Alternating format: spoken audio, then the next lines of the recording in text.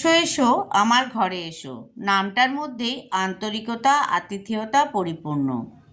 আমরা যেমন লক্ষ্মী দেবীকে আমাদের ঘরে আহ্বান করি, এখানেও কিন্তু সবাইকে আহ্বান করা হয় এইভাবেই যে আমার ঘরে এসো, কোনো কিছুর অপূর্ণতা থাকবে না। পশ্চিমবঙ্গ সরকারের অনুমোদিত গোল্ড ক্যাটাগরির আন্ডারে পড়ে এই সুন্দরবন ইকো ট্যুরিস্ট সেন্টার। তো আমরা দেখো লঞ্চে বেরু করতে যাব, তাই ঝটপট স্নান টান করে রেডি হয়ে সবাই টিফিনে বসে গেছি, একমাত্র আমি ছাড়া। কেন, আমি তো ক্যামেরাবন্দি করতে ব্যস্ত।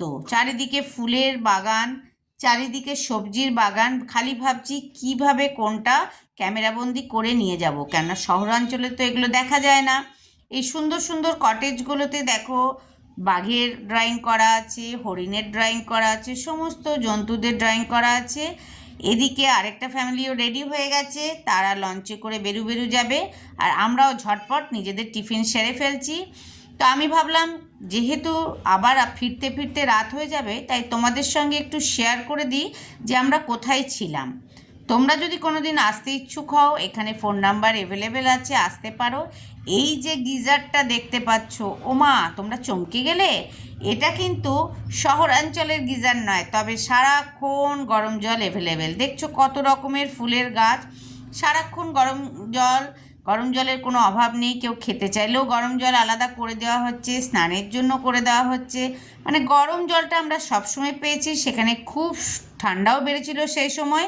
এই দেখো গাছে গাছে বেগুন, এখানে গাছে গাছে বেগুন, কলা সব এদের নিজেদের গাছ থেকে তুলে নিয়েই কিন্তু আমাদের রান্না করে খাওয়াচ্ছে। কি রান্নারও যেমন টেস্ট, আর সত্যি এটা এখানে আমরা অরিজিনাল জিনিস পাচ্ছি, তো তার টেস্ট তো আলাদা হবেই।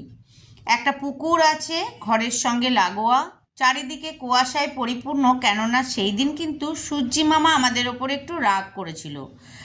শালুক ফুল তো দেখতেই পাচ্ছ, ছোট্ট একটা নৌকাও আছে।